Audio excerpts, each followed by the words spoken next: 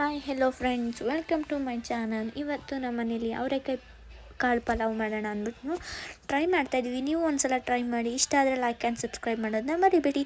ಮೊದಲಿಗೆ ಖಾರಕ್ಕೆ ಬೇಕಾಗಿರೋದು ಒಂದು ಸ್ವಲ್ಪ ಕಾಯಿ ತುರಿ, ಒಂದು ಗೆಡ್ಡೆಯಷ್ಟು ಬೆಳ್ಳುಳ್ಳಿ, 1 ಇಂಚಷ್ಟು ಶುಂಠಿ, ಒಂದು 3-4 ಲವಂಗ, 1-2 ಇಂಚಷ್ಟು ಚಕ್ಕೆ ಮತ್ತು ಸಾಂಬಾರು ಸೊಪ್ಪು. ನೆಕ್ಸ್ಟು ತೊಳೆದಿಟ್ಕೊಂಡಿರುವಂಥ ಅವರೆಕಾಳು, ಅದ್ರ ಜೊತೆಗೆ ಟೊಮೊಟೊ ಮತ್ತು ಈರುಳ್ಳಿ, ಸಾಂಬಾರು ಸೊಪ್ಪನ್ನ ಕಟ್ ಮಾಡಿ ಇಟ್ಕೊಂಡಿದ್ವಿ. ನೋಡಿ, ತೋರಿಸ್ತಾ ಇದ್ದೀನಲ್ಲ ಇವಾಗ, ಅದೆಷ್ಟನ್ನು ಮಿಕ್ಸಿಗೆ ಹಾಕ್ಕೊಂಡು ರುಬ್ಕೋಬೇಕು. ಎಲ್ಲನೂ ಹಾಕ್ಕೊಂಡು ಕ್ಲೀನಾಗಿ ಸಾಫ್ಟಾಗಿ ಬರೋ ಥರ ರುಬ್ಕೊಳ್ಳಿ. ಚೆಂದ ರುಬ್ಬಿದಷ್ಟು ಮಸಾಲೆ ಕ್ಲೀನಾಗಿ ಎಕ್ಸ್ಪ್ಯಾಂಡ್ ಆಗುತ್ತೆ ಮತ್ತು ಚೆನ್ನಾಗಿ ಹಿಡಿಯುತ್ತೆ. ಇಲ್ಲ ಅಂತಂದರೆ, ಮಸಾಲೆ ಹಿಡ್ದಿಲ್ಲ ಅಂತಂದರೆ ಅನ್ನ ತಿನ್ನುವಾಗ ಟೇಸ್ಟ್ ಇರಲ್ಲ. ಸೊ ಹಂಗಾಗಿ ಸ್ವಲ್ಪ ಮಸಾಲೆಯನ್ನು ಕ್ಲೀನಾಗಿ ಸಾಫ್ಟಾಗಿ ರುಬ್ಕೊಳ್ಳಿ. ನೆಕ್ಸ್ಟ್ ನೋಡಿ, ಈ ಥರ ರುಬ್ಕೊಂಡು ಆದಮೇಲೆ ಒಂದು ಕುಕ್ಕರ್ ಇಟ್ಬಿಟ್ಟು ಅದಕ್ಕೆ 4-5 ಟೇಬಲ್ ಸ್ಪೂನ್ ಎಣ್ಣೆ ಹಾಕ್ಕೊಳ್ಳಿ. ಎಣ್ಣೆನ ತುಂಬ ಹಾಕ್ಕೊಳ್ಳೋಕೆ ಹೋಗಬೇಡಿ, ಆಯ್ಲಿ ಥರ ಅನಿಸ್ಬಿಡುತ್ತೆ. ಕಮ್ಮಿ ಆಯಿಲ್ ಹಾಕ್ಕೊಂಡ್ರೂ ಚೆನ್ನಾಗಿರುತ್ತೆ. ಸೊ ಹಂಗಾಗಿ ಒಂದು 4-5 ಟೇಬಲ್ ಸ್ಪೂನ್ ಎಣ್ಣೆ ಹಾಕ್ಕೊಳ್ಳಿ. ನೋಡಿ, ನಾನು ತೋರಿಸ್ತಾ ಇದ್ದೀನಲ್ಲ, ಆ ಥರ ಹಾಕ್ಕೊಳ್ಳಿ. ಇಲ್ಲಾಂತ ಅಂದರೆ ತುಂಬ ಎಣ್ಣೆ ಹಾಕಿದ್ರೆ ಅಷ್ಟು ಚೆನ್ನಾಗಿರೋದಿಲ್ಲ. ಸೊ ಹಂಗಾಗಿ ಸ್ವಲ್ಪ ಎಣ್ಣೆ ಹಾಕ್ಕೊಂಡು ಕ್ಲೀನಾಗಿ ಮಾಡ್ಕೊಳ್ಳಿ. ನೋಡಿ, 4-5 ಟೇಬಲ್ ಸ್ಪೂನ್ ಎಣ್ಣೆ ಹಾಕಿದ್ದೀನಿ. ಅದಕ್ಕೆ ಹೆಚ್ಚಿಟ್ಕೊಂಡಿರುವಂತಹ ಈರುಳ್ಳಿ ಹಾಕಿದ ಮೇಲೆ ಅದನ್ನು ಕ್ಲೀನಾಗಿ ಫ್ರೈ ಮಾಡ್ಕೊಳ್ಳಿ. ಈರುಳ್ಳಿಯಲ್ಲಿರುವಂತಹ ಹಸಿ ಸ್ಮೆಲ್ಲೆಲ್ಲ ಕ್ಲೀನಾಗಿ ಹೋಗಬೇಕು. ಅದನ್ನು ಕ್ಲೀನಾಗಿ ಫ್ರೈ ಆದಮೇಲೆ ನೋಡಿ, ತೋರಿಸ್ತಾ ಇದ್ದೀನಲ್ಲ, ಆ ಥರ ಫ್ರೈ ಮಾಡ್ಕೊಳ್ಳಿ ಕ್ಲೀನಾಗಿ. ಅದು ಈರುಳ್ಳಿ ಎಲ್ಲ ಸ್ವಲ್ಪ ಸಾಫ್ಟ್ ಆಗಬೇಕು.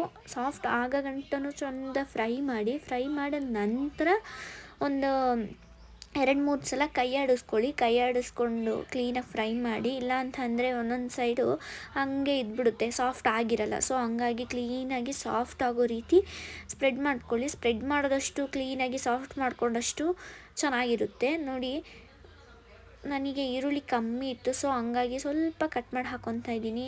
ಫ್ಲೇಮ್ ಕಮ್ಮಿ ಮಾಡಿ ಇಟ್ಕೊಂಡು ಕಟ್ ಮಾಡಿ ಹಾಕ್ಕೊಳ್ಳಿ, ಅಕಸ್ಮಾತ್ ಆ ಥರ ಆದರೆ. ಇಲ್ಲ ಅಂತ ಅಂದರೆ ಕ್ಲೀನಾಗಿ ಸಣ್ಣ ಮಾಡಿಕೊಂಡು ಸ್ಲೈಸಾಗಿ ಕಟ್ ಮಾಡಿಕೊಂಡು ಫ್ರೈ ಮಾಡ್ಕೊಳ್ಳಿ. ನೋಡಿ, ನಾನು ತೋರಿಸ್ತಾ ಇದ್ದೀನಲ್ಲ, ಆ ಥರ ಫ್ರೈ ಮಾಡಿ ಚೆನ್ನಾಗಿ. ಇಲ್ಲ ಅಂತ ಅಂದರೆ ಪಲಾವು ಚೆನ್ನಾಗಿ ಅನಿಸಲ್ಲ. ಸೊ ಹಂಗಾಗಿ ಫ್ರೈ ತುಂಬ ಚೆನ್ನಾಗಿ ಮಾಡ್ಕೋಬೇಕು. ನೆಕ್ಸ್ಟು ಅದಕ್ಕೆ ಹಚ್ಚಿಟ್ಕೊಂಡಿರುವಂತಹ ಟೊಮೊಟೊ ಮತ್ತು ಸಾಂಬಾರು ಸೊಪ್ಪನ್ನ ಹಾಕ್ಕೊಂಡು ಕ್ಲೀನಾಗಿ ಅದನ್ನು ಸಹ ಫ್ರೈ ಮಾಡ್ಕೊಳ್ಳಿ. ಸಾಫ್ಟ್ ಆಗಬೇಕು ಟೊಮೊಟೊನೂ. ಅದಾದಮೇಲೆ 1/4 ಟೇಬಲ್ ಸ್ಪೂನಷ್ಟು ಸಾಂಬಾರು ಪುಡಿ, ಅದಾದಮೇಲೆ ಅದಕ್ಕೇ ಖಾರದ ಪುಡಿನೂ ಹಾಕ್ಕೊಳ್ಳಿ, 1/4 ಟೇಬಲ್ ಸ್ಪೂನು. ಅದಾದಮೇಲೆ ಗರಂ ಮಸಾಲೆನೂ 1/4 ಟೇಬಲ್ ಸ್ಪೂನಷ್ಟು ಹಾಕ್ಕೊಳ್ಳಿ. ಅದಷ್ಟನ್ನು ಹಾಕಿದ ನಂತರ ಅದನ್ನು ಕ್ಲೀನಾಗಿ ಮಿಕ್ಸ್ ಮಾಡ್ಕೊಳ್ಳಿ. ಅದನ್ನು ಕ್ಲೀನಾಗಿ ಮಿಕ್ಸ್ ಮಾಡಲಿಲ್ಲ ಅಂತ ಅಂದರೆ ಅಷ್ಟು ಚೆನ್ನಾಗಿರಲ್ಲ. ಅದಾದಮೇಲೆ ಒಂದು 1/4 ಟೇಬಲ್ ಸ್ಪೂನು ಅರಿಶಿನನೂ ಹಾಕ್ಕೊಳ್ಳಿ.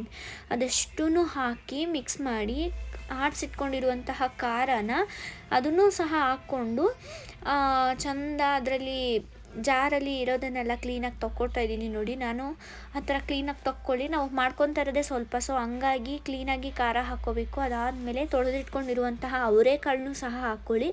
ಅವರೆಕಾಳನ್ನು ಹಾಕ್ಕೊಂಡು ಕ್ಲೀನಾಗಿ ನೋಡಿ, ನಾನು ತಿರುಗ್ತಾ ಇದ್ದೀನಲ್ಲ, ಆ ಥರ ತಿರುಗಿಕೊಂಡು ರುಚಿಗೆ ತಕ್ಕಷ್ಟು ಉಪ್ಪು ಹಾಕ್ಕೊಂಡು ಅದನ್ನು ಚೆನ್ನಾಗಿ ಕುದಿಸ್ಕೊಳ್ಳಿ, ಒಂದು ಕುದಿ. ಅದಾದಮೇಲೆ ನೀವು ಎಷ್ಟು ಲೋಟ ಅಕ್ಕಿ ತೊಗೊಂಡಿರ್ತೀರೋ ಅದೇ ಲೋಟದಲ್ಲಿ 1 ಲೋಟ ಅಕ್ಕಿ ತೊಗೊಂಡ್ರೆ 2 ಲೋಟ ನೀರು ಹಾಕಬೇಕು. 2 ಲೋಟ ಅಕ್ಕಿ ತೊಗೊಂಡ್ರೆ 4 ಲೋಟ ನೀರು ಹಾಕಬೇಕು. ಅದಷ್ಟು ಹಾಕಿದ ನಂತರ ಚೆಂದ ಕುದಿಸ್ಬೇಕು.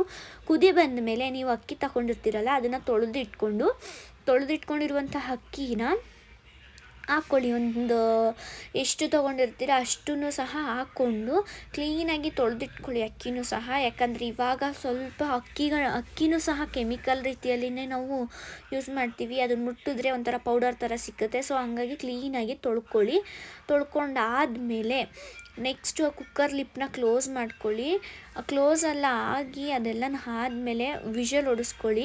1-2 ವಿಷಲ್ ಸಾಕು, ತುಂಬ ವಿಷಲ್ ಹೊಡಿಸ್ಬೇಡಿ, ಒಂಥರ ಅನ್ನ ಇದಾಗ್ಬಿಡುತ್ತೆ. ಸೊ ಹಂಗಾಗಿ ಹುಡಿಯಾಗಿ ಇರಬೇಕು ಅಂತಂದರೆ 1 ವಿಷಲ್ ಸಾಕು.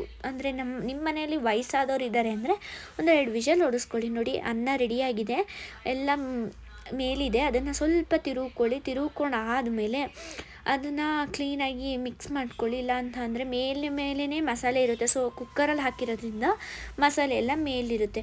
ಕ್ಲೀನಾಗಿ ಮಿಕ್ಸ್ ಮಾಡಿಕೊಂಡ್ರೆ ಪಲಾವ್ ರೆಡಿ ಆಗುತ್ತೆ. ನೋಡಿ, ಪ್ಲೇಟ್ಗೆ ಹಾಕ್ಬಿಟ್ಟು ಸರ್ವ್ ಮಾಡಿ ತೋರಿಸ್ತೀನಿ. ಆ ಥರ ನೀವು ಒಂದ್ಸಲ ಟ್ರೈ ಮಾಡೋ ಆದಮೇಲೆ ಇಷ್ಟ ಆದರೆ ಲೈಕ್ ಆ್ಯಂಡ್ ಸಬ್ಸ್ಕ್ರೈಬ್ ಮಾಡೋದನ್ನ ಮರಿಬೇಡಿ. ನಾವು ಟೇಸ್ಟ್ ಮಾಡಿ ನೋಡಿದ್ದೀವಿ, ಫುಲ್ ಚೆನ್ನಾಗಿತ್ತು. ಸೊ ಹಂಗಾಗಿ ನೀವು ಟ್ರೈ ಮಾಡಿ ಅಂತ ಹೇಳ್ತೀನಿ. Thank you for watching.